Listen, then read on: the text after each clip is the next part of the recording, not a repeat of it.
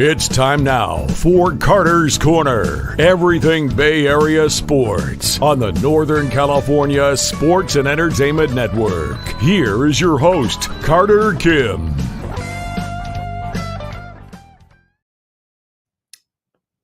Who'd have thought, huh? Hello, ladies and gentlemen. Welcome to the show. I am Carter Kim. I am here doing Carter's Corner. This is where we discuss Bay Area sports, whether you're a Giants fan or an A's fan, a Kings fan or a Warriors fan, a Sharks fan or a 49ers fan. Welcome to the show. I am Carter Kim. I am currently doing this show as a student in college. I have been a lifelong fan of many of these teams, including the Giants, the Warriors, and the San Francisco 49ers. Not a big hockey guy, but hey, maybe that can change with me watching Sharks Talk with our friends, Glenn and the doctor. But let's see how this goes. I'm happy to be here, happy to have a little fun with the show, having fun with what I'm doing here. Let's just see how this goes. Just like how we're seeing how the San Francisco 49ers are going right now. I mean, Jesus. I'm not sure entirely what to blame for that game. I've said this, that the 49ers, this was going to have to be the year that they would put it all together. But it did not go well. And I can show that. I don't know if I can currently show this with my screen share. Maybe. I don't think I can right now. Maybe I can present, actually. Let's find out. Oh, yeah, I can. There you go. There we go. All right. Very nice. A couple days ago, the San Francisco 49ers played the Minnesota Vikings in the Twin Cities. We got lit up by Sam Darnold, which is a little embarrassing considering we trained that guy.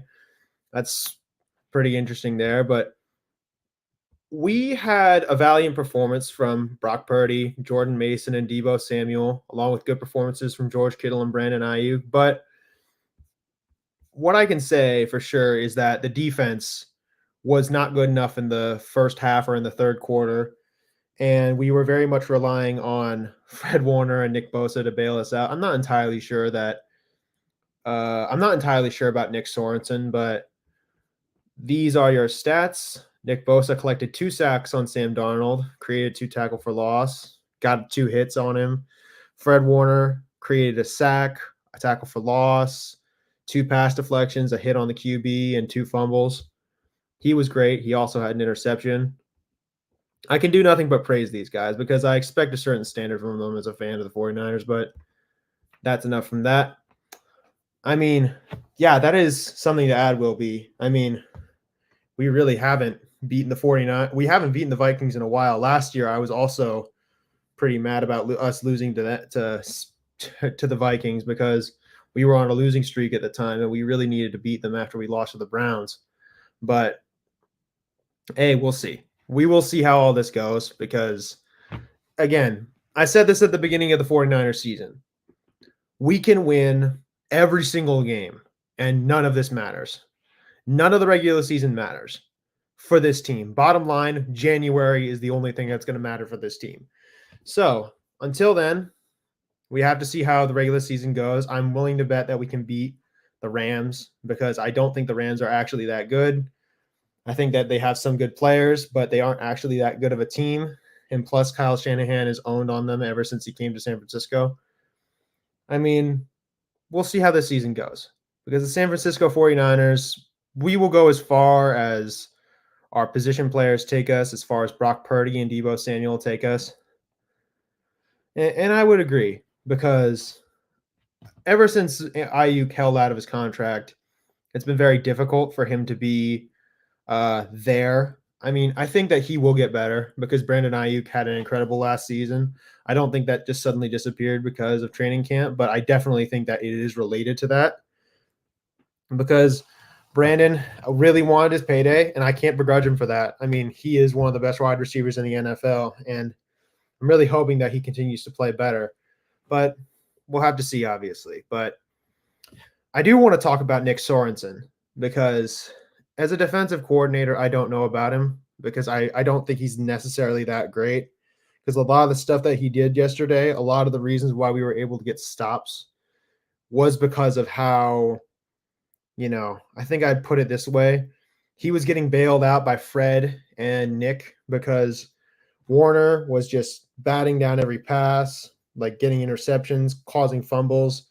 Sorensen kind of relied on Bosa to create a lot on the line, and we couldn't get sacks for anybody else but one other person. Only 4 sacks too on Sam Darnold. That's a little, I don't know about that one, man.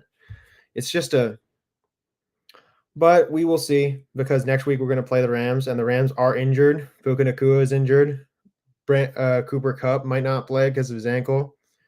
I mean, we will see how all that goes, but I'm willing to bet that the San Francisco 49ers, like we usually do, we will beat them, I think, because I don't think they're actually that good, the Rams. But hey, those could be famous last words. But yeah, we will see how all this goes because, again, we are going to go as far as January takes us because that is, at the end of the day, January is all that matters for the San Francisco 49ers. Because, in my opinion, this is the last chance for them to actually do something because next year the cap crunch is coming up. We have to pay Brock Purdy, and that's going to be a problem because we're going to have to see. Because at the end of the day, we can do as much as we can want to. We can do everything that we can, but it's just such a difficult notion of trying to, win. And, we've gotten bested in many ways. We got beat by the Chiefs twice, which is definitely embarrassing because we should have been able to win the last one. I thought, but yeah, we will see because these are just my opinions because I'm introducing you to how I think about the game and how I think about sports because you guys have only gotten to see me on Giants Sports Talk Live where I talk about the Giants. No, that is the thing about the Rams. Listen, I do not want to hear a thing from Rams fans about how bad the 49ers played when you got beat by the Cardinals. Don't talk to me about how bad we were because you guys got beat by the Cardinals. Not a good look, man. Because the Cardinals, they're not a terrible team, but they're certainly not in a position where they can beat like giants. And that's why I don't think the Rams are that good because they got beat by the Cardinals. I guarantee when we face the Cardinals, we're not going to get beat because we know how to beat them. We've done it like 4 times in a row, if I'm not mistaken. But we will see how all this goes because this is how the NFC West has worked for a long time. I really don't want to hear from pundits and other people like, oh, the 49ers, they're this, they're that. They're not going to be able to do this year. Because at the end of the day, the San Francisco 49ers have to have the crown taken off their head. Because right now, we are the winners of the NFC. We are the best team in the NFC as of right now. The Dallas Cowboys are a joke. They are a joke. Everyone says that the 49ers are, oh, yeah, they haven't won a Super Bowl or whatever. The Cowboys are a bigger joke than us because at least we've had a chance to win. The Eagles are not going to beat us, I don't think. They have too many flaws in their coaching staff. They have too many flaws with some of their players. I don't think they're going to beat us. And I don't think teams like the Lions are going to beat us either because the Lions, as good as they are, they have to work really hard to get back to the top. And it's going to be very difficult for them because they're a young team and they're trying to look for that experience still.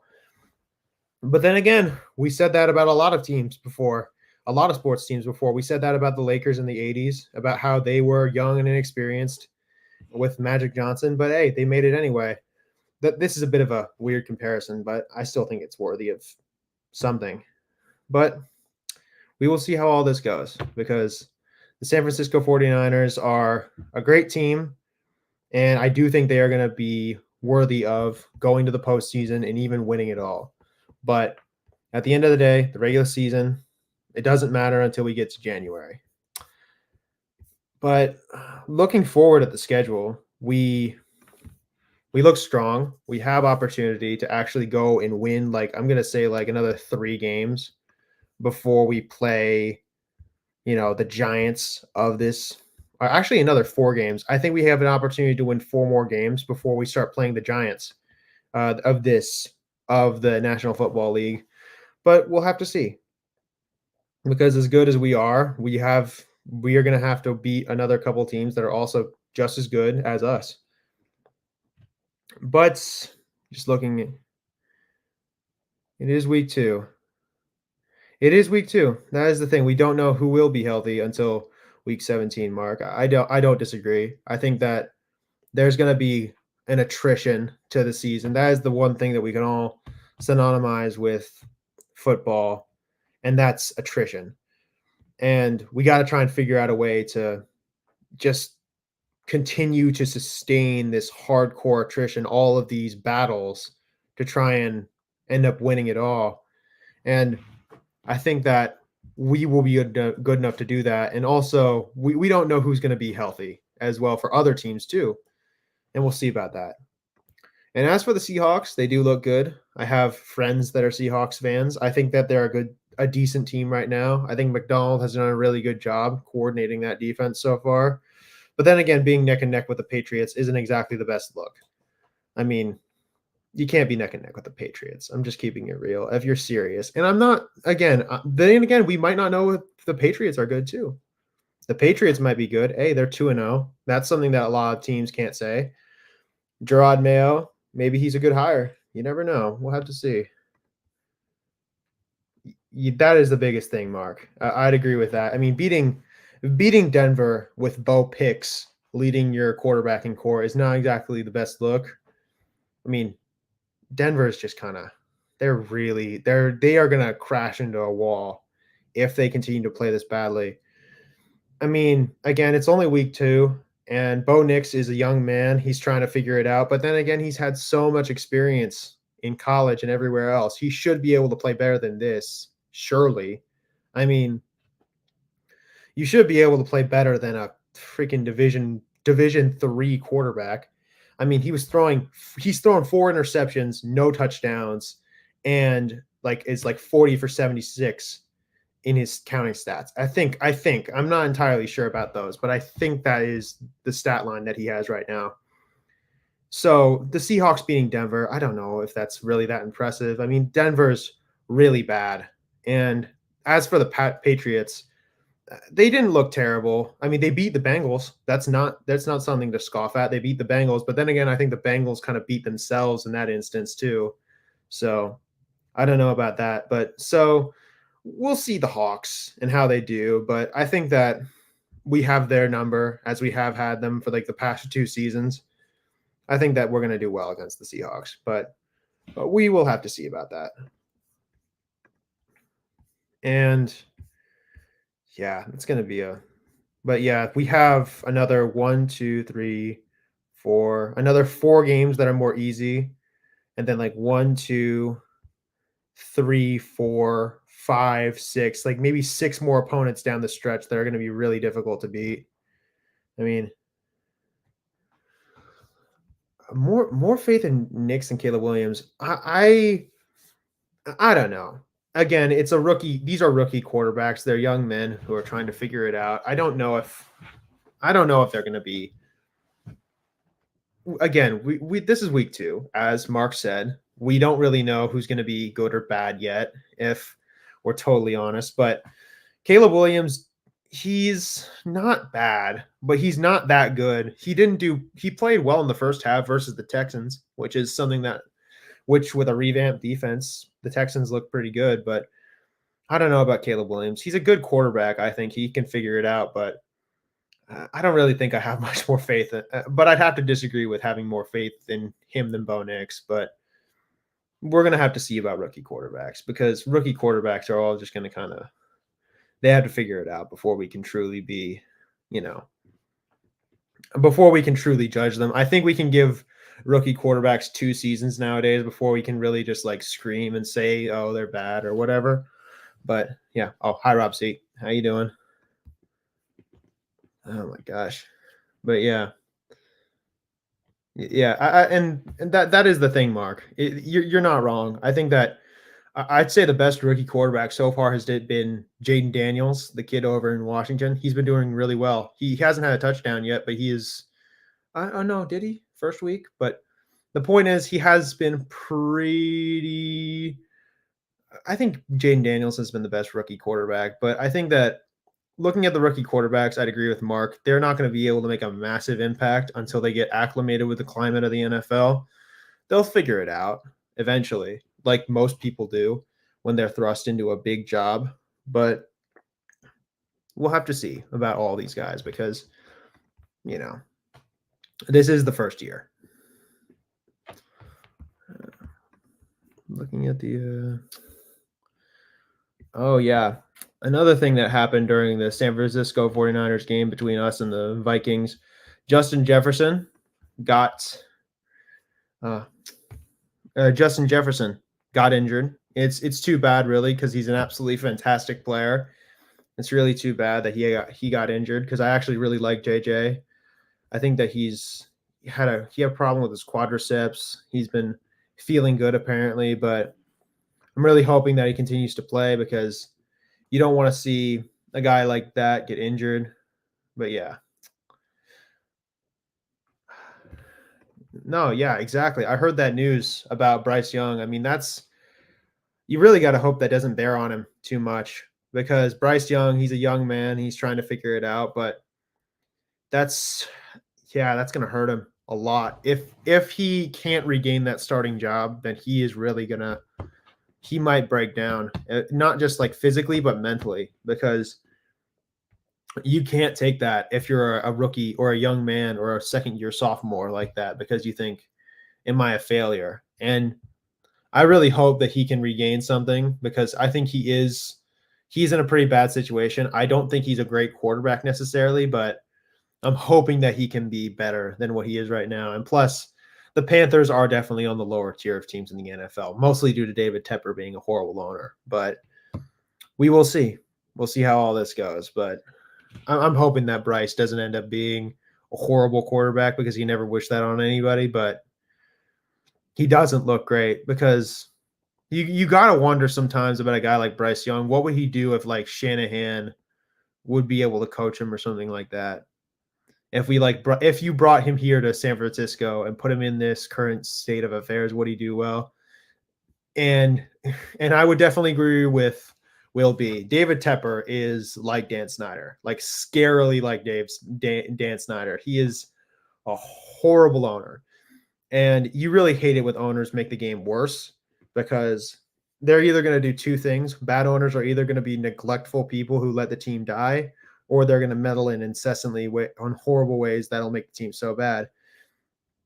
And I would agree with Rob C as well that with making this move on Bryce Young, it's just going to be so difficult for him to develop. I mean, I'm just hoping that the guy doesn't like crash into a wall because he's a young man. And I don't know if I wasn't high on him when he came out of the draft. I kind of thought that of the other two, CJ and Anthony Richardson were going to look a little better, but we will have to see how all this goes because I hope that Bryce Young doesn't end up being a bust. But considering a lot of the things about him, he's not very physically gifted. He doesn't have like that discernible thing.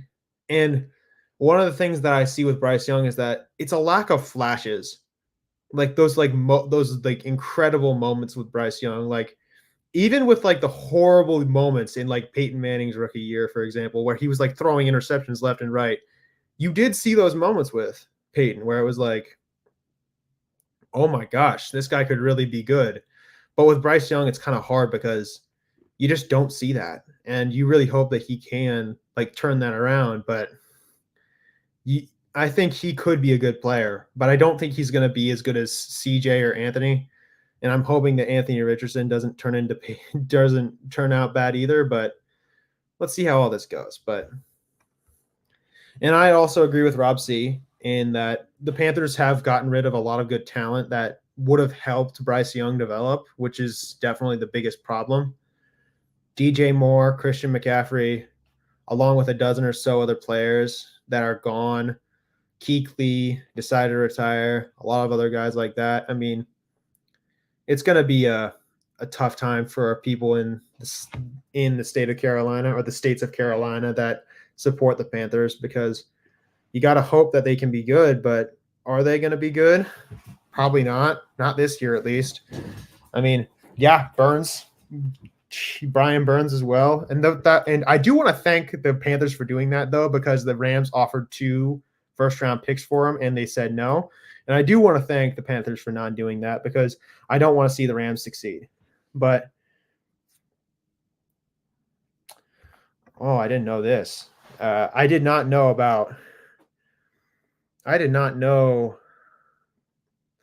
that Bryce Young had this going on. I mean, I haven't heard a bad thing about him as a character, too.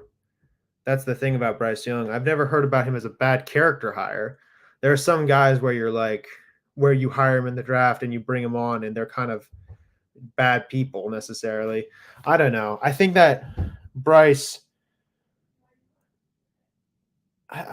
you really got to we don't know who he is. We don't know how things are going for him necessarily, but you got to hope that he can find a way to patch everything up in Carolina. But I think the biggest thing that I would point to again is just yeah, exactly. I've never heard a bad thing about him as a locker room guy. Kyle, hi, hello, and I think I would point to what Will B is saying originally that the biggest problem with all of this is an organizational issue, which is that David Tepper is like Dan Snyder. He's meddling. He's leaving the team alone. He's doing all sorts of problems. I mean, we all know the story about how Frank Reich wanted to pick CJ Stroud over Bryce Young. And the problem with that is that if you can't let the football people do what they do, then you're meddling. And because you're not really that experienced, I mean, this guy's a hedge fund owner. What does he know about sports, really? What does he know about the inner workings of sports? Not that much. I mean, he doesn't understand what it takes to run an organization well.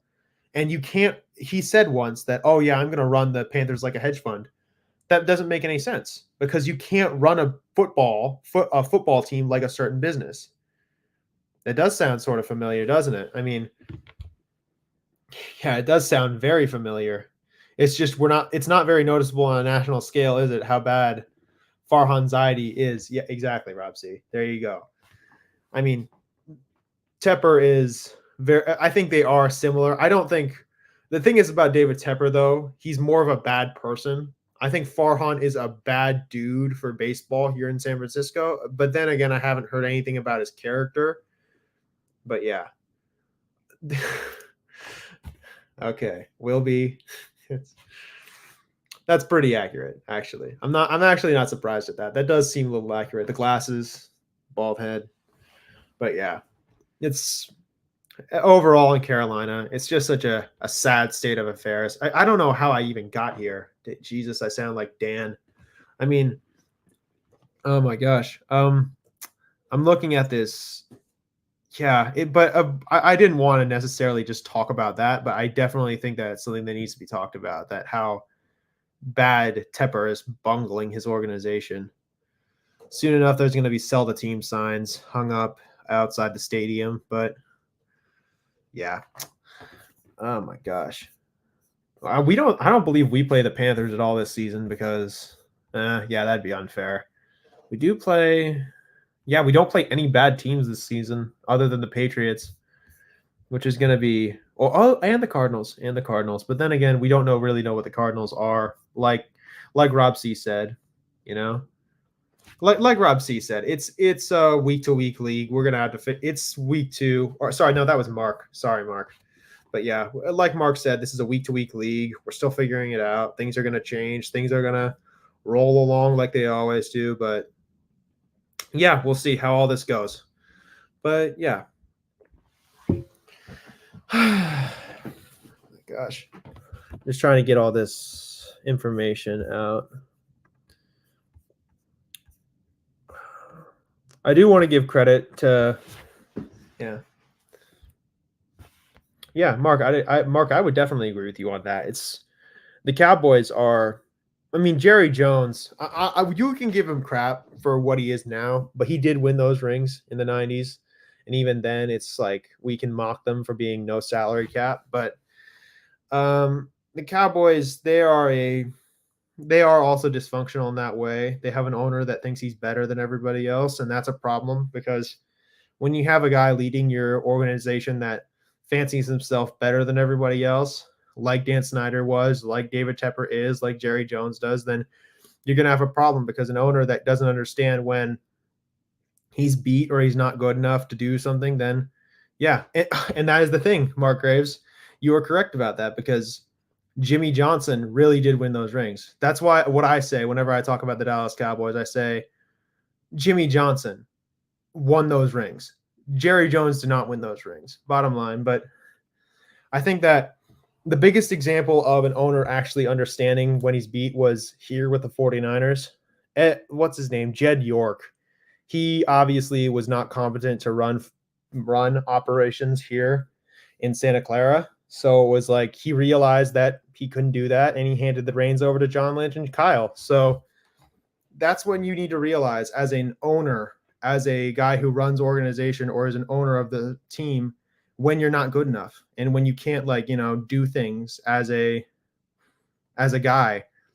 And you may think, oh yeah, I ran a business, I ran this is because most of the guys who own these organizations are like business owners. These are people that are made their money in some other way. They weren't owners of football teams in the first place. But the problem with what they do is that they think because they succeeded in that business that they can succeed in this business. And when they do that, they have the egotistical thought of, oh yeah, I'm the guy, I can do this. But it's the problem. You're not. Sometimes you're just not. I mean, Jerry Jones, again, as Mark Graves said, he didn't actually win those rings. Jimmy Johnson won those rings. And he fancied himself as like this genius guy. And he's not really that smart. It's mostly just like a couple members of the operations team at the Cowboys who make those draft decisions. And yeah, I mean, there's just so many examples of owners thinking that they're above people so much. Yeah, I think will be. Yeah, hold on. They often let their ego get in the way. And just as I typed that in, you said that exactly. Yeah, I mean, it's the problem with people who make billions of dollars and millions of dollars. They think that they know what they're doing. They don't always. They really don't. I mean, I think that a big example of this actually is the Steelers, however a story they are. I think that their egotism is a little different than like the egotism of a guy like Tepper or Snyder or even Jerry Jones. It's that they think because they did it a certain way before the Rooneys, they think, oh yeah, we won a Super Bowl this way, we've won games this way, oh, we're gonna do this way. They don't always win. As soon as they make the playoffs, they immediately lose.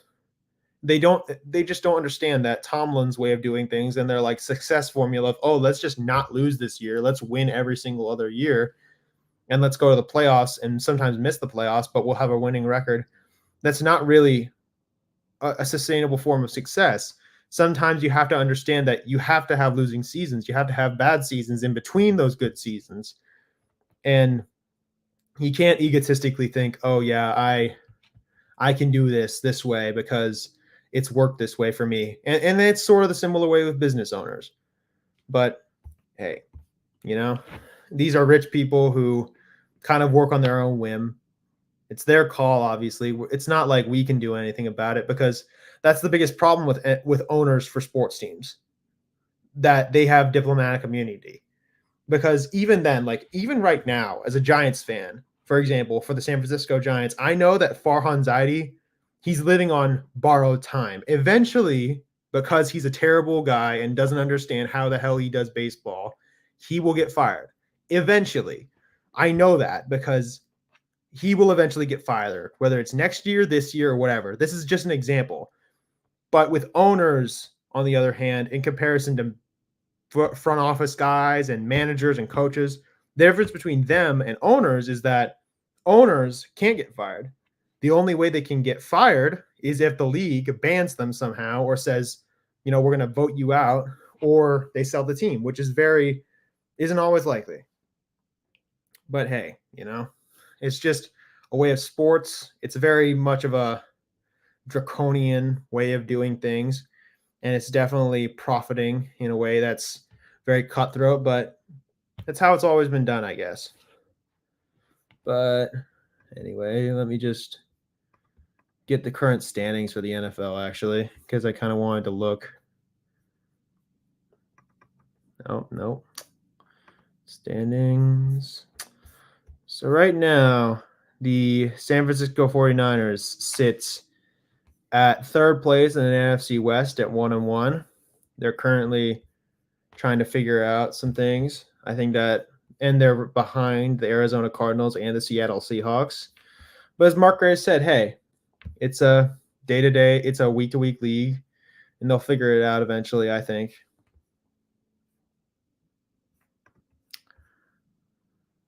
Coming from a startup, as Wilby says here, coming from the tech startup scene, you're really at the mercy of the CEO who's driving the ship. You have to be very careful when speaking with them when they're in the wrong. Yeah, exactly. That's the biggest problem with sports owners. They really think that when they started this thing or they've started their tenure as an owner or a GM, that they're truly right and that they can do this. And when the right people who are actually right have to tell them that they're wrong, it's definitely dangerous. I mean, one of the only people that told David Tepper he was wrong got fired, and that was Frank Reich. Frank Reich wanted to draft CJ Stroud. I don't know if CJ Stroud would have done better in this situation. I don't think he would have because the Panthers are such a dysfunctional mess. But, we really have to see. But I think that the Panthers are definitely going to be going down this legacy of failure situation because they've been owned by some pretty bad people and their management of players and personnel has not been great. But yeah. Looking at the rest of the standings, the conference as well. The New Orleans Saints, what a surprise. The New Orleans Saints. I mean, they are speaking of the Dallas Cowboys, the New Orleans Saints beat the Dallas Cowboys by a very significant margin. Hey, if they beat the Eagles next week, maybe we can call them something, but I don't think so. Kyle McKiernan says Dak Prescott took full advantage of Jerry Jones only having 4.7 marbles left in the jar. He doesn't deserve that contract at all. He inked that deal, and it showed that Jerry's mind is lost. I agree. I think Dak Prescott is not really that great of a quarterback. He's a decent quarterback. I don't think he's like anything special. He's being paid Patrick Mahomes money. Not Patrick Mahomes money, but he's being paid like a significant amount of money despite not being really that good. There are like 10 other quarterbacks in football that are probably better than him and are getting paid less money. I mean, Brock, that's the thing that annoys me about that contract is that Brock Purdy is probably going to be paid even more money than Dak Prescott. I'm hoping that it's not too insane, but yeah, Dak Prescott does not deserve that contract. He is a playoff choker. He is not that good. I mean, I don't know what I'd compare him to. I think that he is just a massive choke artist. I mean, I've seen it live as a 49ers fan. He threw 2 interceptions in the NFC division game versus the 49ers. That was fun. I do want to thank Dak Prescott for that. But yeah, and he's been such a massive choker, not to mention his games versus the Packers where he underperformed massively. I mean, that is the thing, Mark Graves. You are correct about that. Dallas does not have another QB that they can rely on. I mean, that is the thing. There are only a few good quarterbacks in the NFL or even a few decent quarterbacks in the NFL, and there's even fewer elite quarterbacks in the NFL. The problem is the Dallas is being cornered on the market, basically. They don't have anybody else to go to. They can't trade for another franchise-changing QB. They don't want to draft another franchise-changing QB. What do? Yeah. No, exactly will be. Trey Lance is not actually that good. I'm just keeping it real. Listen, do you have any idea how bad you have to be as a quarterback to play terribly in Kyle Shanahan's system? You have to be very, very bad.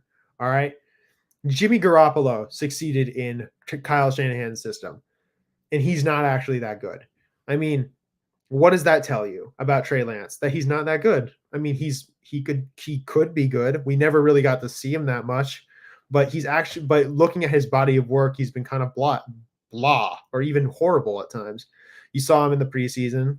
He didn't look that good either. I mean, looking at all this stuff, I mean, yeah, and that is a good point, Mark. He did get injured in SF, and he got passed up by Brock, and that's just bad luck in a lot of ways. But I think Brock proved sort of what. Yeah, exactly will be. But yeah, I think that. But before I address that, I think that what Mark says is true. He did get injured. We never got to see a massive body of work, but in the one game that he did play, he didn't play that good. Again, do you have any idea how hard it is to play badly in Kyle Shanahan's system? There are bad quarterbacks that could play well in Kyle Shanahan's system. Brock Purdy is the exception. He's a good quarterback who plays very well in Kyle Shanahan's system. But to address Will B, what he says, Trey Lance was definitely a guy that relied on his athleticism, who thought, I can just make one read. Instead of going through progressions like he should be going through, instead of like going through slowly but surely, like, oh yeah, I need to make this play. I can see this guy happening right here. He just decided, you know what, I'm going to just scramble because I can rely on my athleticism. And he's not wrong to do that, relying on his athleticism, but he's not that good at, going through progressions like Brock is right now. Even though Brock didn't have a great game yesterday, he did have a solid game. He did throw that interception that cost us some points, but he did have a good game. But yeah, I mean, but I think to go back to originally what Kyle said, Dak Prescott was basically cornering the Dallas Cowboys like, oh yeah, you guys don't really have another guy to go to. You can't, trade for another quarterback or find another guy that you can trust because I'm the only guy that you can really pay that's going to go into free agency. So they had to lock him up early. And I will say to Micah Parsons, if you are tired of playing for the Dallas Cowboys and you hit free agency next year, we will happily welcome you aboard at the 49ers. Join Nick Bosa. It'll be fun. But yeah, anyway, it is definitely, I definitely think, man, I really have talked about owners for a little too long. But anyway, it's definitely a big example of how owners and certain people just mess up and they don't understand when they have to do things. And I think what Kyle said here, I think another thing I'd like to point out is that he could have had this deal done like a couple months beforehand and he probably could have been paid less money.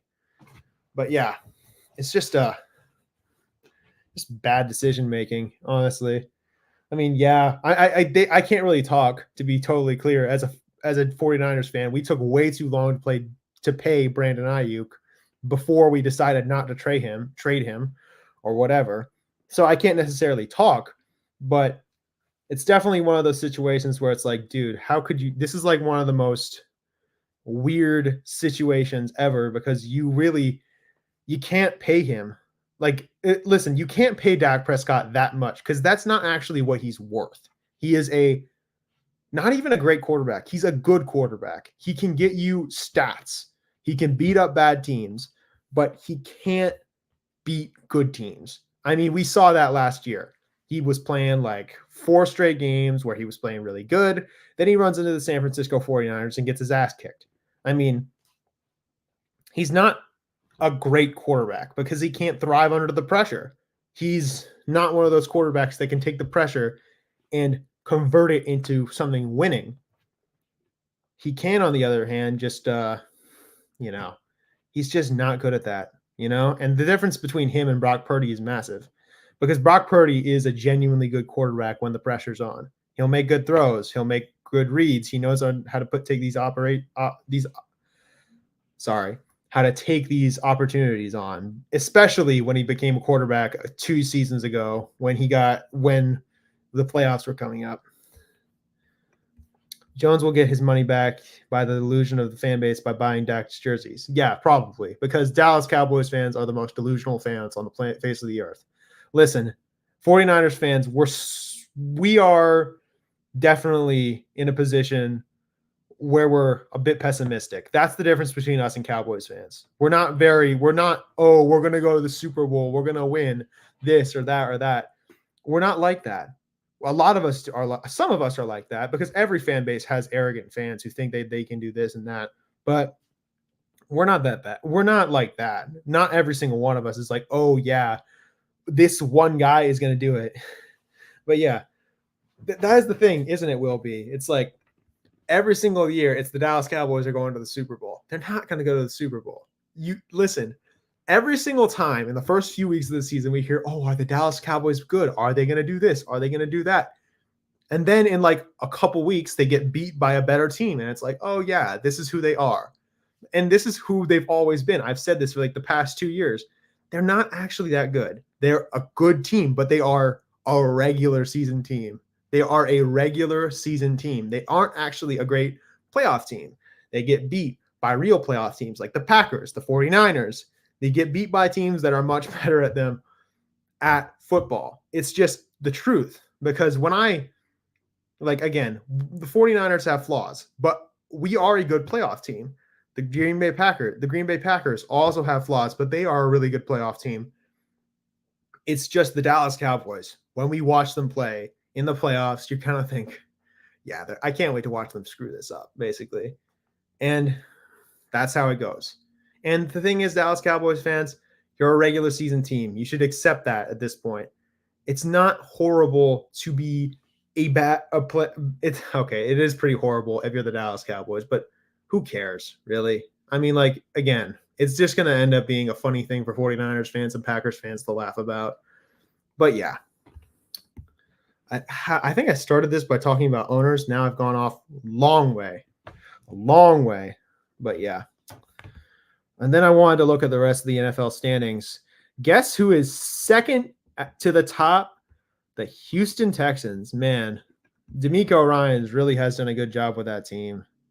But yeah, that's another 49ers bit of news. DeMeco Ryans, great coach over there. But yeah, I think now I want to move on for a little bit since I've talked about the 49ers for pretty long. I think I want to talk about the San Francisco Giants now. Because, ladies and gentlemen, I am hoping that by the end of the year, Farhan Zaidi is fired. I really hope so. Because he has been doing a horrible job. Everything that has happened has been because of him. Oh my gosh. I'm tired of the season, man. I'm tired of it. Because at least with the 49ers, and despite being a little disappointed after last week, I can look forward to the season. With the Giants, I can't look forward. I can't care at all. I look at that team and I think, Jesus Christ, what are we freaking doing? I really want to just look at the stats really quickly, just because I have them here. Yesterday, it was yesterday. We lost 4-3 in extra innings, despite a heroic effort by Elliot Ramos hitting a Oppo Field home run into the drink, into McCovey Cove. We still lost because Camilo Doval does not know how to throw strikes. But yeah, I mean, the best part about that day was just I could kind of look at how everybody was playing, and I could say, you know what, maybe next year we'll have some guys who are good enough to do better. I mean, Ramos played well. So did a couple other. Honestly, we had 4 hits that game. That's disgraceful. First things first. That is horrifyingly bad. I mean, how do you get 4 hits in a game? Donovan Walton. I don't even know why that guy's up here. He is just so bad. I don't trust this guy for a second in my life. Oh my gosh. I really am in a state of disrepair about that team. They need to fire Farhan the day the season is over and get a new president of baseball operations, and devise a plan for free agency. I agree with that, Mark, entirely. I mean, one of the things I said when I heard about the Buster story and from The Athletic, I said Buster needs to step up and take a role as the boss of player operations. I think that he would be good at that. I mean, he got a contract done. It might not have been the best contract necessarily, but it was certainly a contract that we needed to sign since Matt Chapman's a good player. I don't know about the years, but yeah. Wait, hold on. Let me see if I can pull this story up and see if it works. Sorry, hold on. Let me just present.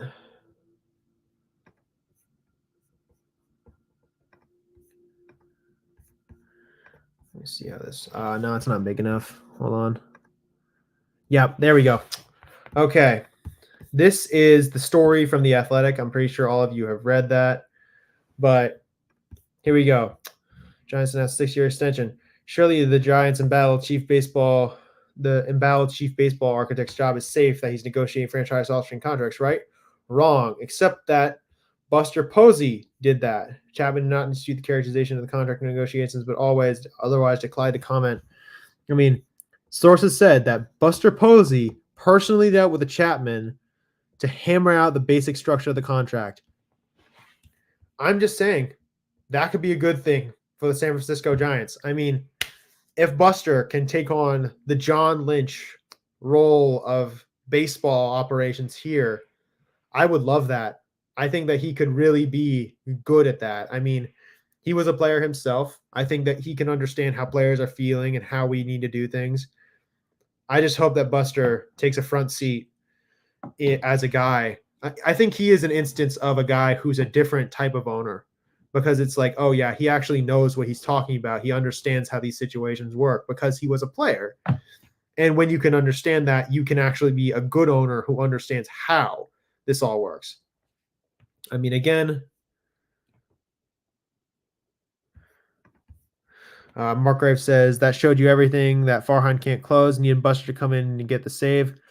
That sounds a lot like Ryan Walker coming in to save Camille Laval. But I agree with that. I mean, it does show you how Buster needed to come in because it really shows you how much more faith, like, sports agents and agents from other players have in Buster Posey because everyone knows who Buster is. Everyone trusts Buster. I think Buster is a really good guy. He understands how these situations work. I think with that, Buster can be a really good player operations guy, but I'll stop sharing now. I just really want to discuss the notion of Buster doing the John Lynch thing and becoming a BGM and president of operations here at the organization. I mean, I really hope that he can really take a front seat again because breaking news, ladies and gentlemen, Deebo out for 2 weeks with a calf strain. Let me just get this information up. Samuel Senior. Yep, there you go. It's on ESPN right now. Oh my gosh, that's going to be so annoying. I mean, I always say about the 49ers that the biggest thing that's going to take them far is going to be position players and how well those position players do. I think that Deebo being out is definitely going to be a problem because he provides different dynamics to the offense that you really need. And without him, it's going to be very difficult, especially without CMC. And without Ayuk at full strength, we're going to be leaning on George and Juwan Jennings and a lot of those other guys. Jennings as well. Gosh, let me get that up as well.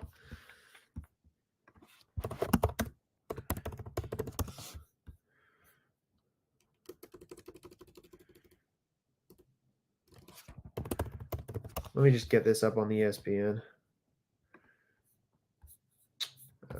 He's actually active apparently. Oh my gosh. Oh, no. Oh, sorry, Mark. I think I misunderstood you. You meant more Jennings next week, right? Because, yeah, I think I messed that one up. Sorry. Oh, my gosh. I mean, yeah, we're already banged up in the first 2 weeks. CMC, Deebo. There might be other issues, too. I saw Nick Bosa get a little banged up there, too. But hey, as long as Brock and Fred are on the field, I trust this thing to go at least moderately well, especially against those. Yeah, sorry, that's what I believe. Sorry, Mark, I messed that one up. But yeah, I do think Jennings is a really good player, though. I think that he's one of the more underrated players on this team. I think he's really good. He's one of those specialists that we have to find like little spots in the zone. And I think that he's really good. He's just very underrated because, Deebo, Christian, and all these other guys that are all around him show up all the time. And it's very difficult to look really good when you have all those stars around you. So, yeah. But hey, we'll have to see how all that goes because, yeah, injuries in an NFL season can really sink your ship. Just look at the Dolphins last year. But I think what I was getting back to was the San Francisco 49ers. Jesus. I want to say an unsung hero right now for the San Francisco Giants, has been Landon Roop. He's actually looked really good, Landon Roop. I mean, yesterday, stats are he went 5 innings, allowed 2 hits, 2 walks, and had 4 Ks. His ERA has dropped. I mean, Roop, I think, could be a good player for this team. He's had several spot starts as a player. I think that he could be really good if he figures it out because his curveball looked dominant. I really thought that he trailed well. He had really good command, glove side. He looks great. I think that Landon Roop can be a really good player for this team. It's just really about trying to figure out if he can be a sustainable starter. I do think that Bob Melvin should be giving him more pitches on the mound. But then again, you don't want to blow out his arm. So I get that. Anyway, I mean, looking at the state of the team is just let me just get the roster right now.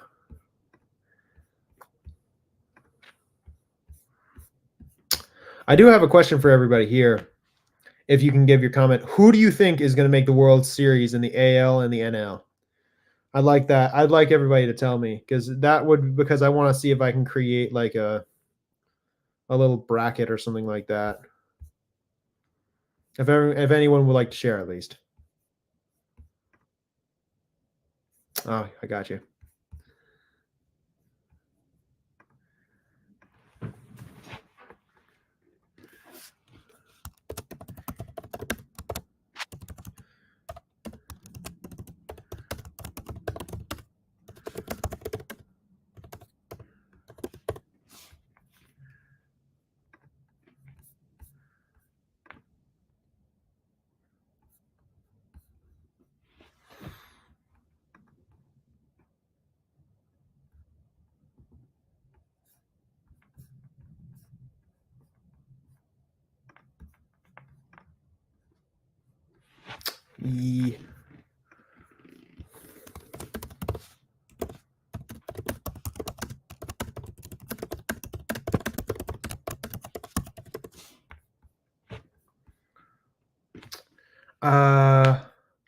I'd agree with the D-backs, Will, and I think the Rob C. That's reasonable. I think the Orioles and the Phillies are both really good teams, and I agree with Mark. Actually, I think San Diego is a really good team. I think they're a really good team.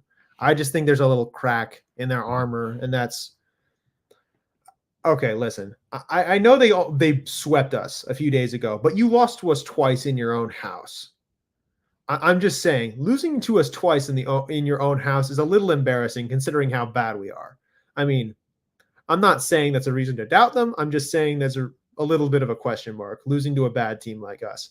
But I'd agree with Will B. I think the Diamondbacks are a team I would love to see make it all the way again. And I think the Orioles are also a really good team, and I think the Phillies are also a team that could really make it, and I think they could crush the other team from the AL. But in my opinion, actually, I have a pick for the World Series. I think in the NL, I think the Diamondbacks are going to win the pennant because they have been really good this year, and they're so unsung. I think they're really good. I mean, you look at that roster, and I think that team could really go far because I think that I'm just going to look at the roster of players. I mean, just look at that. Just look at that rotation, for example.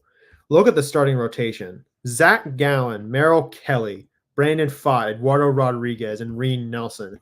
That's a class rotation. And I think that could really do well.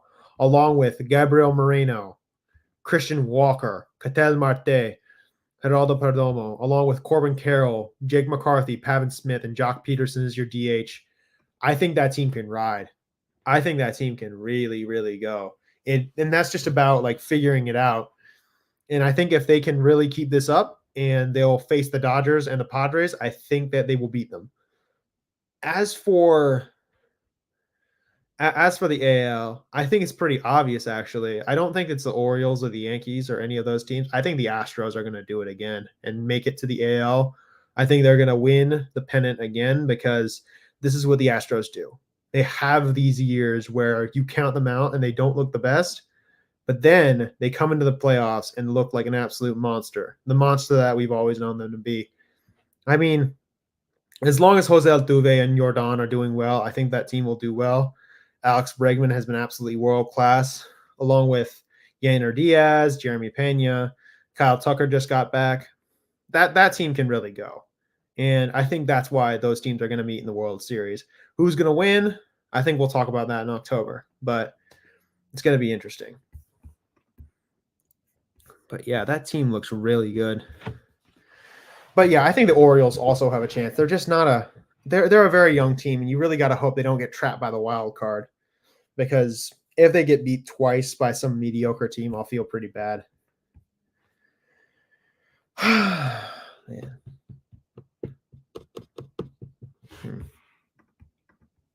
Still trying to look through this lineup.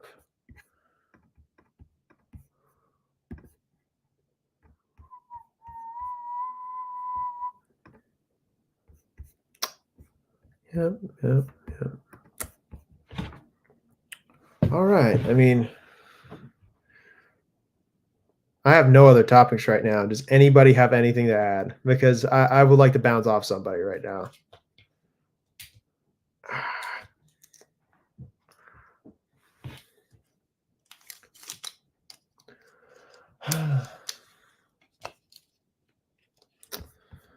Let me just, I think I want to get back to the, let's just go back and look at the injury.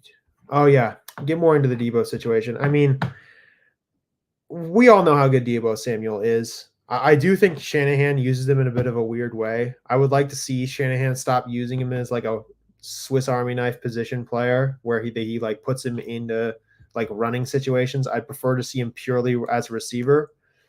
But the problem with losing Deebo is going to be that he provides such an interesting dynamic to the offensive attack for the 49ers. I mean, he can run the ball. He'll create motion that can make other teams feel a little more afraid. Yeah. And yeah, I think Jawan should be able to step up, but what Deebo provides is just such a dangerous dynamic to an offensive attack because you don't know what's going to happen with him, Christian McCaffrey, and all these other guys on the field.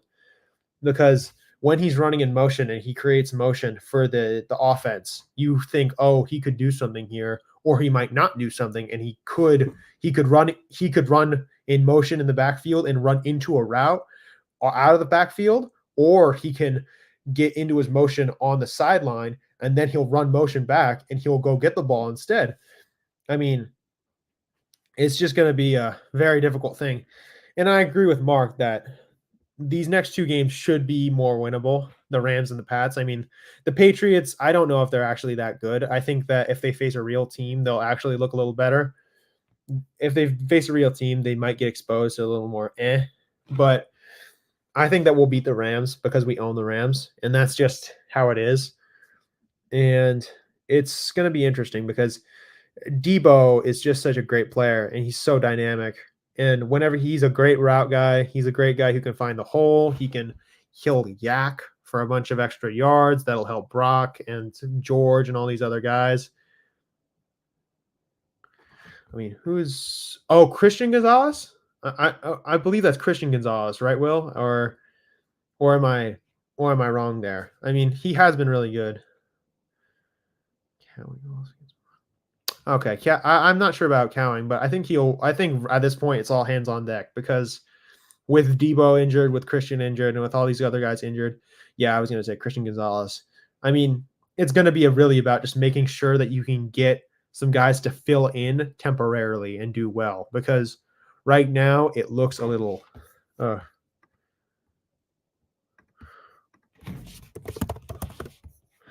right. I mean, it's going to be interesting because, yeah, I mean, we'll see how all this goes. Thankfully, as Mark said, these are two easier games that we can take care of.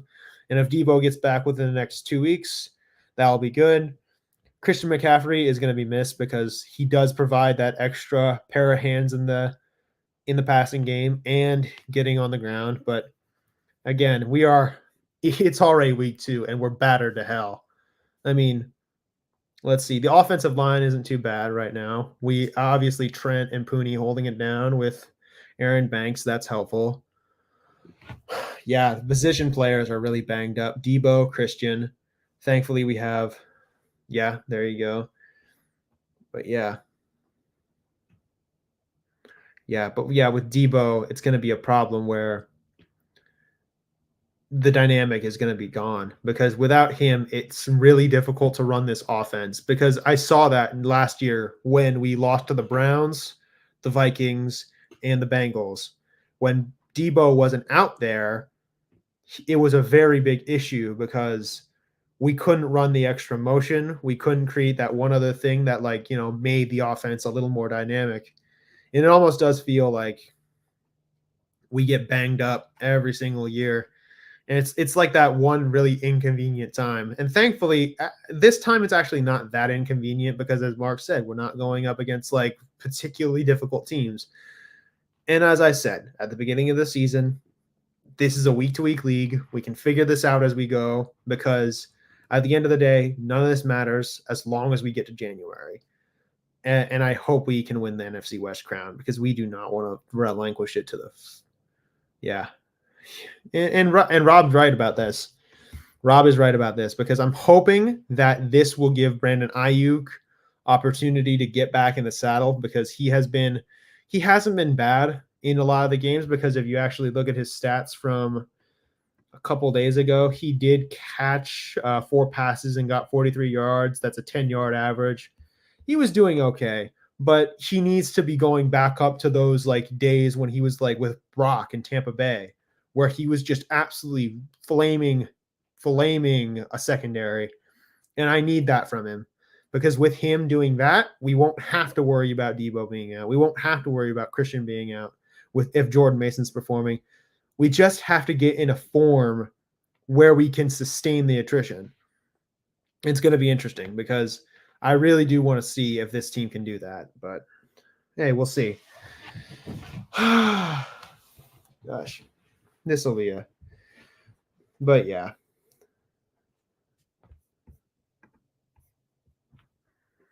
(65/35) run pass splits against the Rams. Deebo can't be running back anymore. I definitely agree. So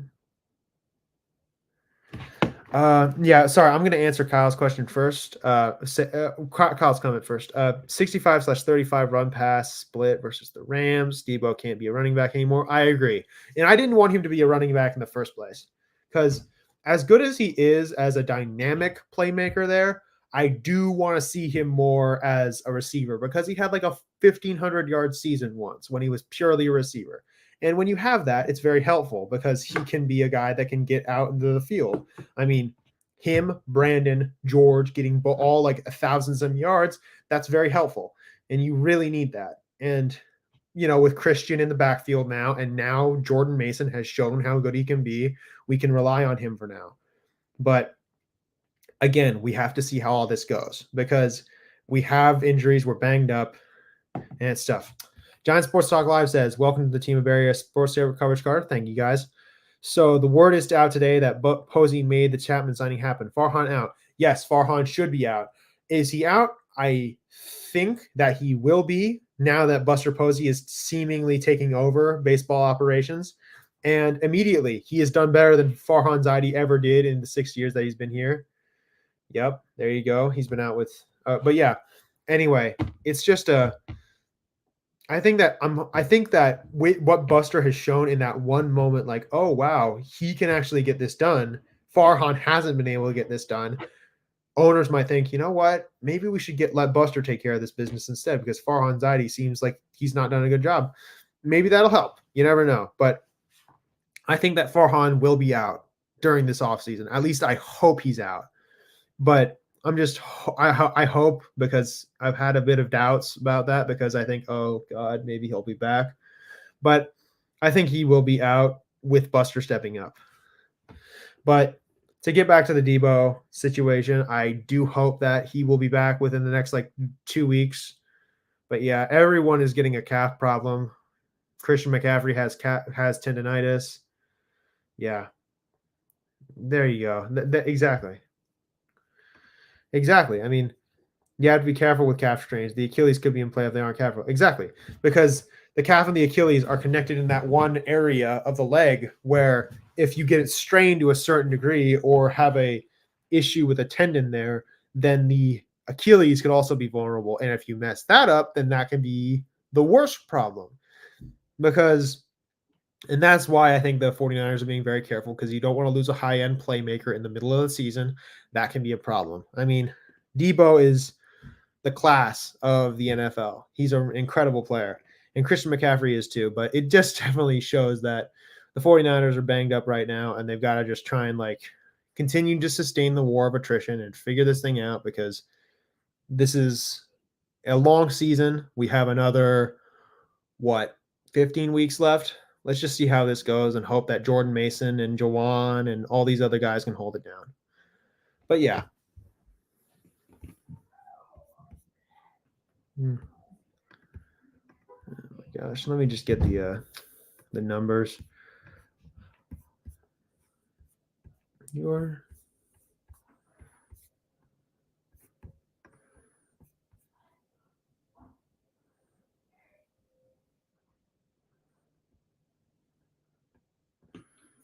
Interesting, will be. I did not know this, because I don't know if the A's are going to make it, but it would make more sense, because you can't really play at a minor league field. That's going to be that would be difficult to manage, because I don't think they have the facilities updated to a good enough degree to make it work. Yeah, I'd agree, Kyle. It definitely doesn't look great right now. I mean, it's just kind of a bad situation because we're just so injured. 12-hour show. I don't think I can do a 12-hour show, Rob C. I would probably fall asleep halfway through. Yeah. Oh my gosh. Oh, that felt good. Okay. Yeah, I mean, I do feel like this season is going to have to. I said this at the beginning of the season about the 49ers. It's not about we want to win the Super Bowl this year. Everyone wants to win the Super Bowl. It's really about we have to win the Super Bowl this year. Because this is the last year we can do it with Brock Purdy on his rookie contract. We're going to have to pay him next year, and that's going to cost a lot of contracts. Some guys are going to have to get traded. Some guys are going to have to get released and cut. I mean, we're just not in a position where we can lose this year. I mean, if we do, it will be too bad, because it will be a sickening rumination of what could have been. But we are still in week 2, and we will see how it goes.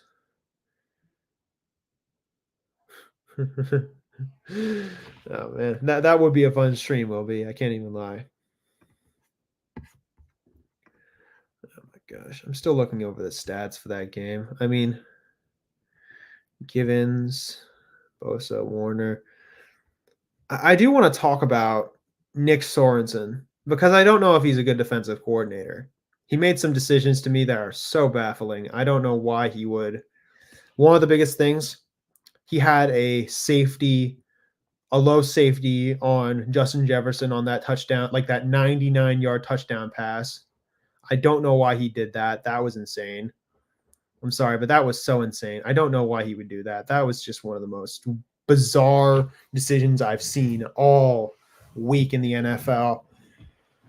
I really don't get that. I mean, why would you put a high safety when Justin Jefferson is going to definitely try and make a deep play down the field? I get it. You don't want to it's just such a risky business what he's trying to do. I'm not sure I trust Sorensen there. And other than that, I mean, looking at the rest of it, I mean, like he was getting bailed out by Bosa and Warner every single time that he was out there. He had the team out there. I mean, the reason why we were able to keep this, the reason why we were able to keep this team, them so close to us, why we were maybe able to win is very simple. I think it's because because Fred made 3 incredible plays that kept us close, and Bosa was able to keep getting after Sam Darnold. I mean, Sorensen, he got bailed out in those ways. But then on that final drive where Minnesota kicked the field goal, he left so many people open. He let them get in that like zone so much. And he made some bizarre calls that were very questionable, in my opinion. I know you don't want to leave a guy like Justin Jefferson alone, but he wasn't even on the field. You should have been able, he got injured and he had to come off the field. I mean, surely you should be able to neutralize all the other offensive weapons, considering how, Brandon Staley. I was going to say, I don't even know why the hell we hired him. I know Brandon Staley isn't in charge of play calling, but the dude was so bad in Los Angeles with the Chargers. I was questioning, like, why did we hire him to this team? And it's very simple, in my opinion, because Shanahan and McVay are very good friends. They know each other from their days in Washington and in Denver. So I think that he hired Staley because he knew Sean McVay, and it was a whole like, oh yeah, a defensive guru. Yeah, I mean a defensive guru that featured some of like the worst defenses in football, 28th and 27th in the 2 big categories of defense. I mean, yeah, he was so bad. I don't know why we hired him, because I was like, dude, if this guy takes any part in like defensive coordinating, I will lose it, because that dude was so bad in Los Angeles. Chargers fans will tell you how bad he was. And I mean, again, he's not going to be in charge of like clock management or like calling timeouts, because if he did that, that would have been a bigger problem. But yeah, he's just so bad. I don't trust the guy for a second in my life. I mean, again, he's not in charge of calling plays, but if he was in charge of like, doing other niche things like planning defenses against a team like Sam Darnold, again, we should not have lost to Sam Darnold. And yes, Sam Darnold is actually doing pretty well this season. He's actually seeming to like return to form because he's working with Shanahan coaches. Kevin O'Connell, he's one of McVay's people. And it's like, I don't know what the heck happened, man. I'm sorry, but I still do not trust Sorensen. I like all the decisions he makes are just so bizarre. I mean, again, he like a 12-point game versus the Jets against an Aaron Rodgers that's been off for like a year. I don't trust that for a set. I mean, like, yeah, he held him to 12 points. Okay, cool. But he didn't do anything else other than that. I mean, like, it's against Aaron Rodgers, who's been out for like a year. Do I trust a guy? I mean, that's not a great indicator of how good your defense is. And if we get diced up by Matthew Stafford next week, I'm going to be pissed, because I will be calling for Sorensen's head if he does that, because it's like, come on, man. You got like, this is the 49ers. But then again, the reason why I'm going to not be too quick to judge is because I know Kyle Shanahan, and Kyle Shanahan is really good at picking defensive-minded coaches. Robert Saleh, D'Amico Ryans, guys like Wilkes, even though Wilkes blew the lead in the Super Bowl. And let's see how Sorensen turns out. I mean, hey, listen, if we lose to the Rams, I will lose it.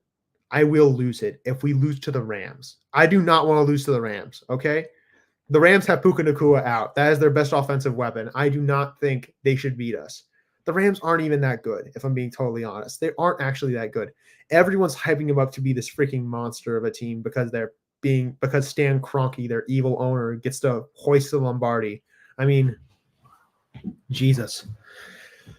Oh my gosh, we cannot lose to the Rams or I will lose it. Like, come on, man. The Rams, the team with no fans. I mean, come on. Listen, everyone gets on the 49ers for having bandwagon fans. And yes, we have fans that aren't even from here. But let's be real. We have an entire bay outside my window that supports the San Francisco 49ers. I mean, come on. We can't lose to that team. We cannot lose to the Rams. I mean, come on.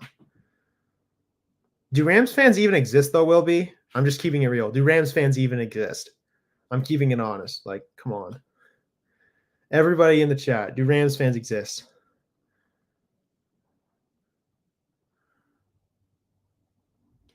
I think I agree, Rob C. I do agree. I think Sorensen, let's just see how he does, because if he continues to have performances like this, then I will be like, what are you doing?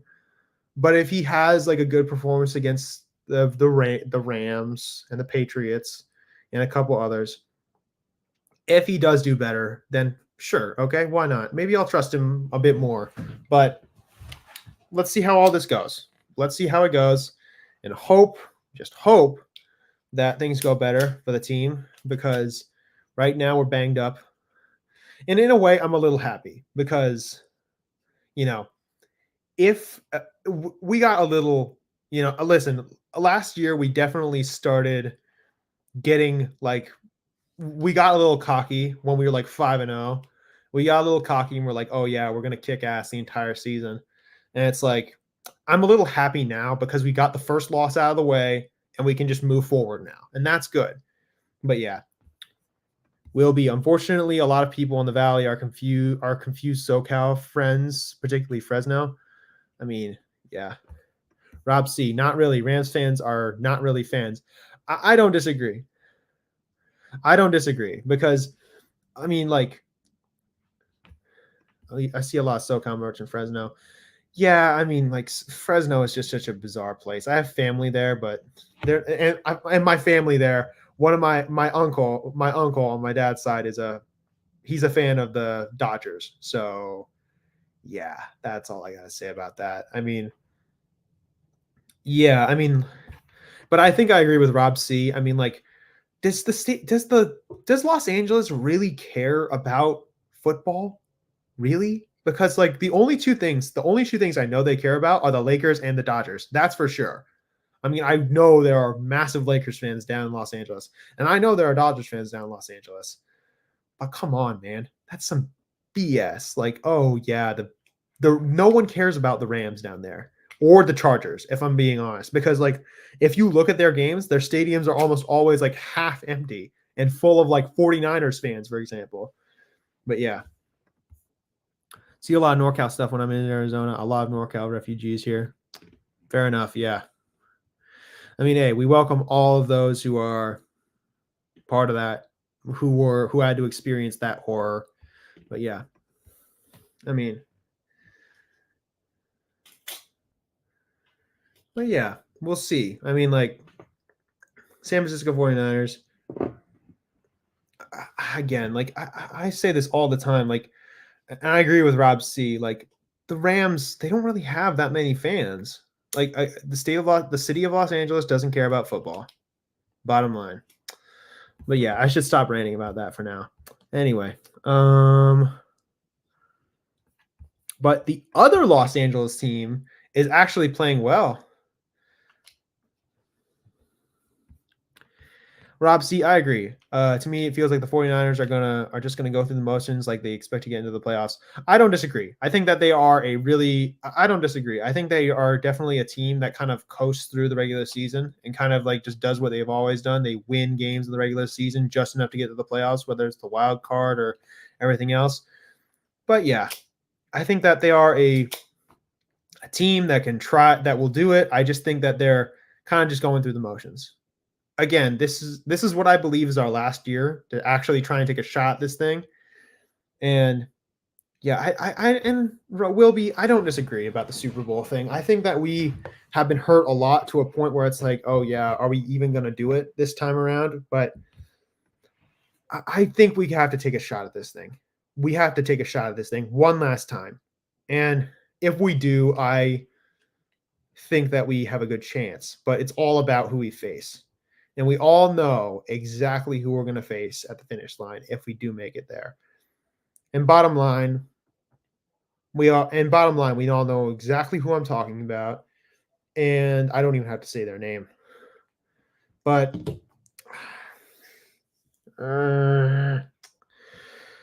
Oh my gosh. I mean, Jesus.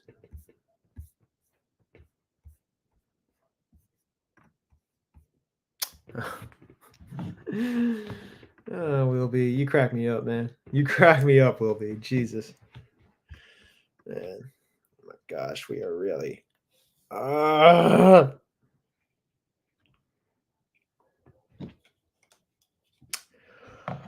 I mean, Jesus.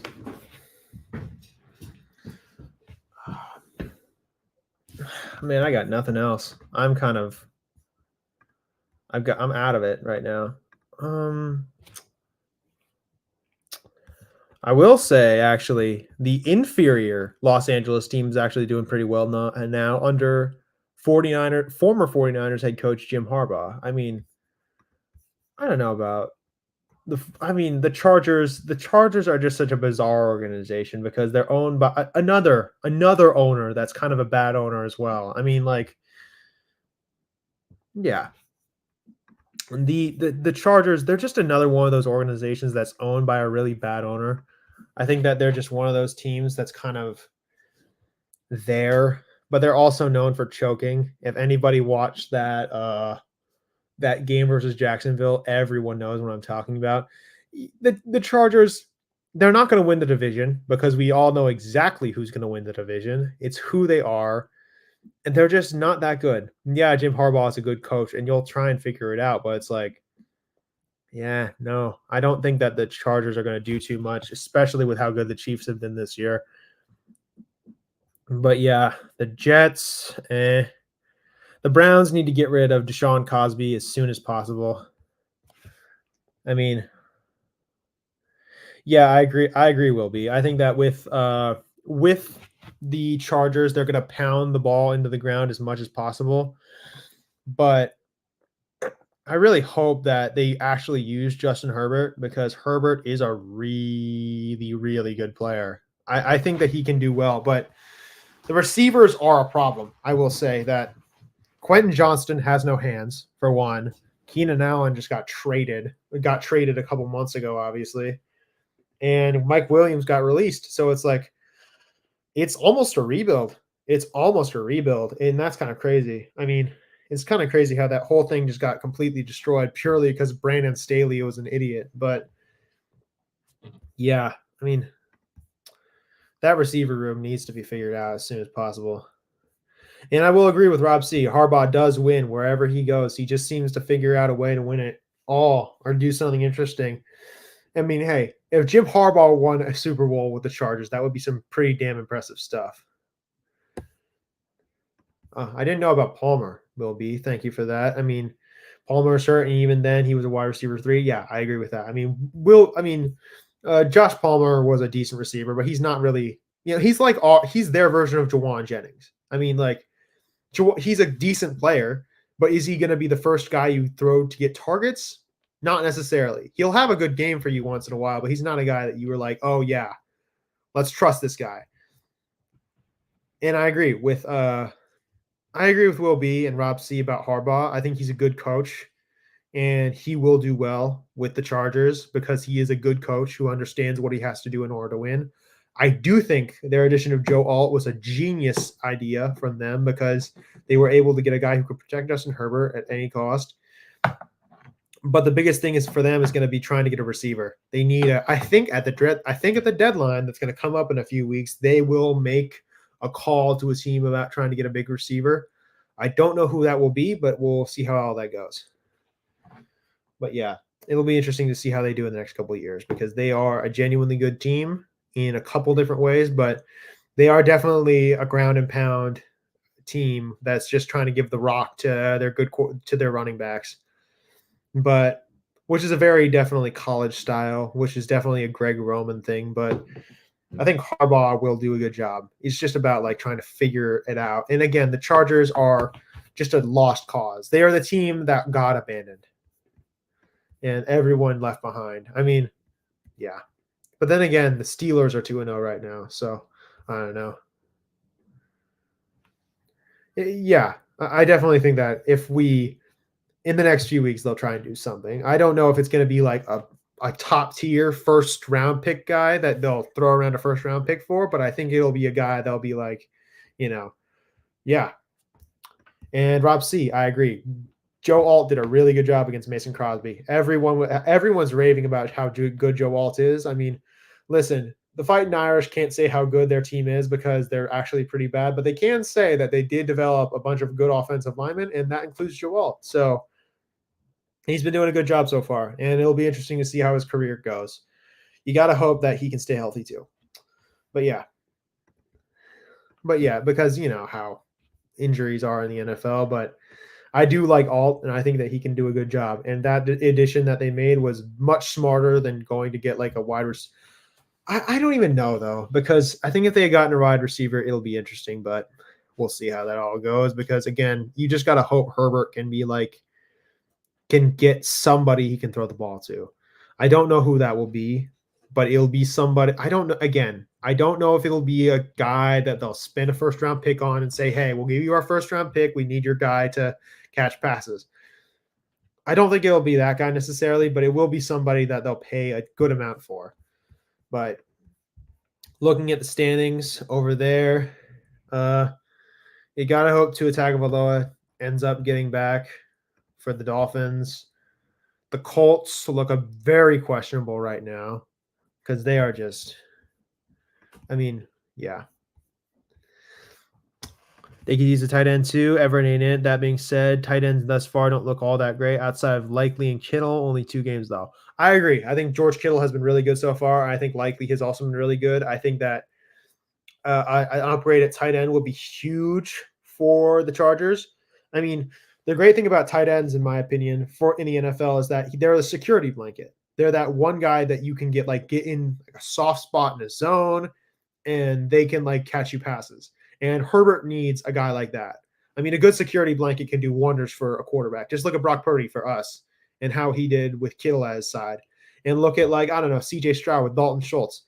I mean, you need a guy who you can trust to, protect yourself, that you can protect yourself. Will be. Tua needs to hang it up, man. It's going to get to a point where he's like Alex Smith. Body shots were just knocking him out.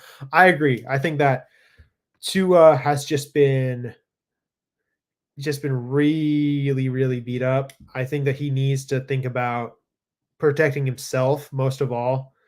I get that you want to be able to provide for your family and the future generations that come after you, but is that going to be worth your life? I don't think so. I think that he has already made a good enough amount of money. I mean, hey, the guy could do anything after his NFL career. He could go into a career in public speaking. He could take a job as a front office guy. He could do something that he could coach for a team. I mean, he's just got to figure that out. I think he's a good dude too. I listened to him talk. He seems like a great guy. You just got to hope that he can really just figure it out because you don't want him getting hurt. But yeah. Harbaugh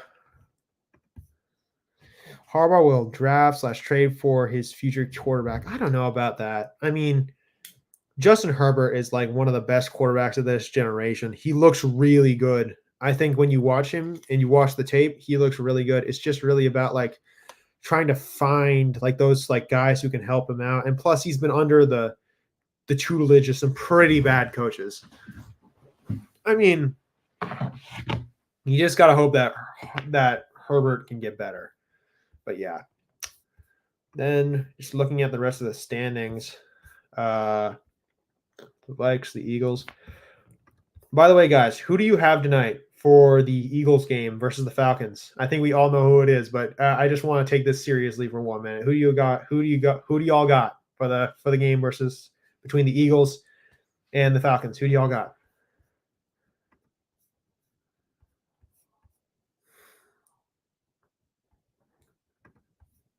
Because I know who I got. I have the Eagles because I think the Eagles are. Yeah, I was going to say Rob C. I think the Eagles are much better than people give them credit for. I think that they just do have way too many issues with their coaching and philosophy. I think Sirianni may get fired if they don't do well this season. I think that with all the team, I think that their coaches, I mean, I do want to sincerely thank what's his name, the offensive coordinator for the Eagles. He was on the Cowboys when we beat him. I do want to thank him for that. But yeah. I'm hoping that Kirk and Saquon play like crap. I'm going up against senior softball games. I think Kirk will play pretty badly. I think he's still in a pretty weird situation where he's coming off the Achilles. I think he's sort of in the Aaron Rodgers area of his get rehab where he's kind of like, he's not bad, but he's not that great. I think with Saquon, I don't know if you're going to stop Saquon. I don't think Saquon's going to get stopped. Will be. I'm just keeping it real with you. I mean, Kirk didn't look good at all, but I think that with Saquon, I think it's just going to be really, really tough for for them to stop him because that dude is a freaking monster. He is their version of Christian McCaffrey. Yeah, I'd agree with the Kirk Cousins sentiment that he is not playing well considering how broken down his body is. I do hope he plays well because again, no one wants to see him suck. I think most people like Kirk for the most part, but yeah, it's just a tough thing.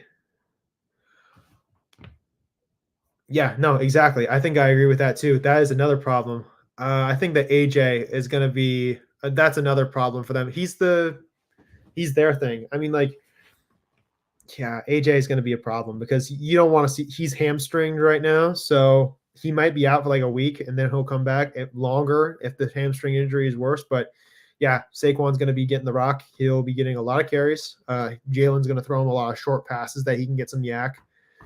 And yeah, Rob C says, what about Devonta Smith tonight? Devonta Smith is a really good receiver. I think that he got a little unlucky last season. I think that he has been having a little bit of a tough time because there's just been so many things that have gone wrong for him. But I think that Devonta Smith can do it the right way, and I think that he's going to do well with Jalen Hurts throwing in passes. But yeah, I think that things will be okay for the Eagles, and I think they're going to do well, especially considering that defense that they have that's being run by Vic Fangio is going to really, really cue in on the offensive struggles that Kirk Cousins has, and they're going to just try and like rush him every single time and hope that Jalen Carter can break him up. But yeah.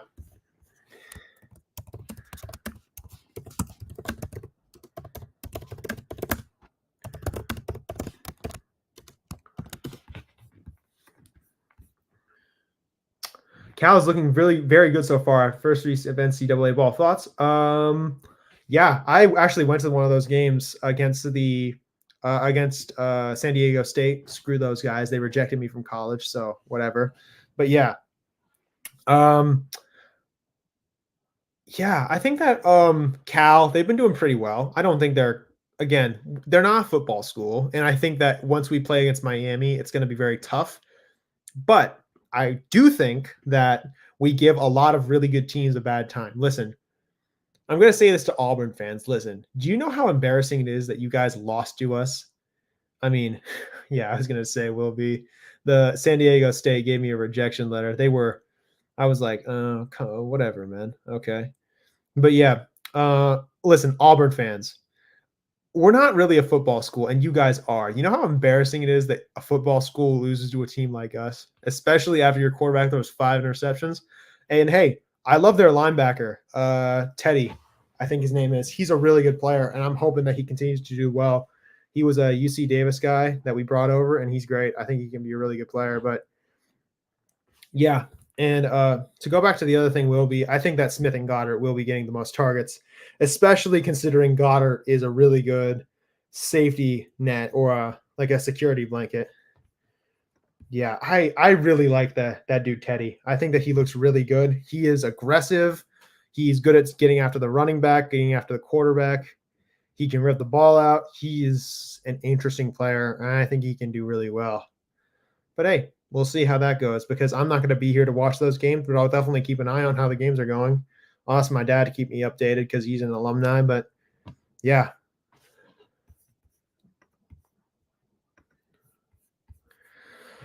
All right. I mean, oh my gosh.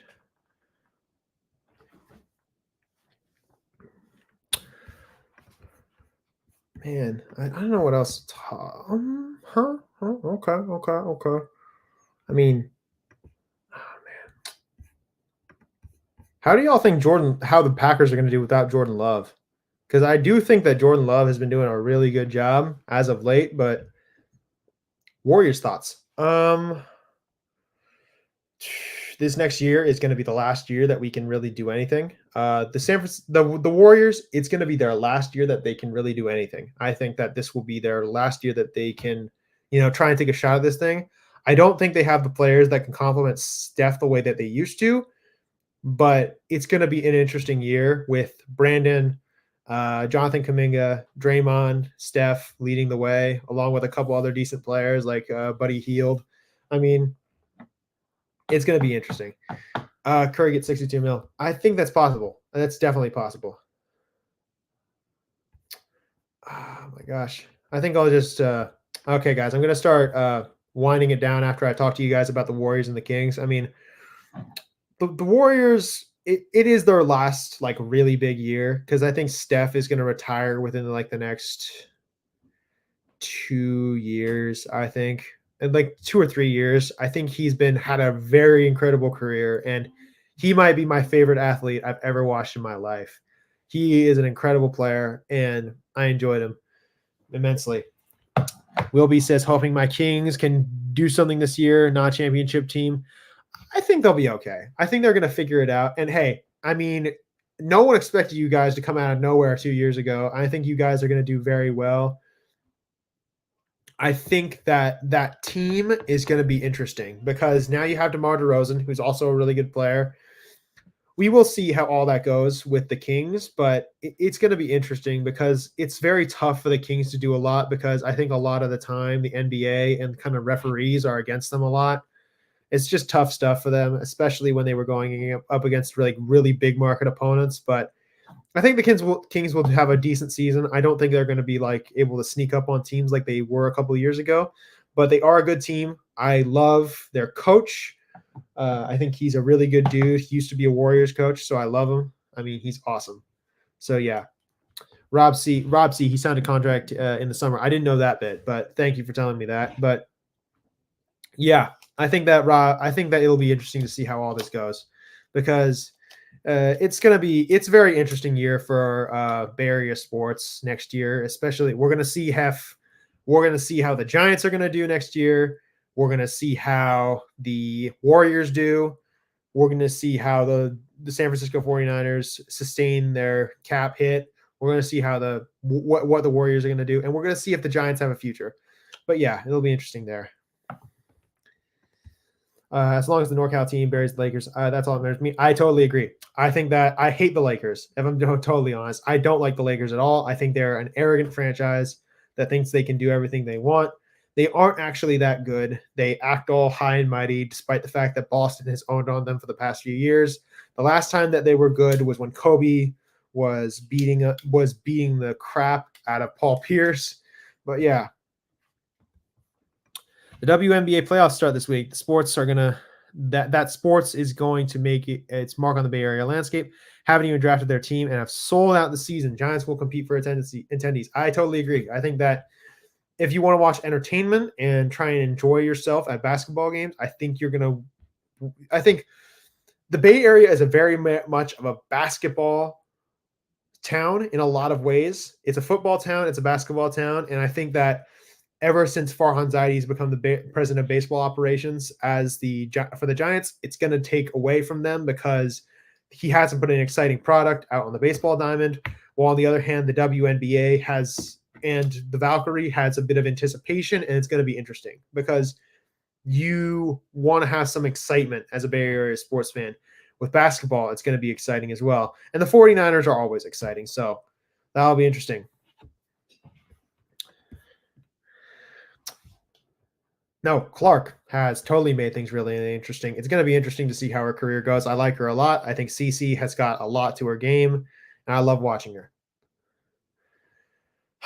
But anyway, hey, thank you guys for giving me such a great first stream and a great first live event. I really appreciate you guys. You guys have been awesome.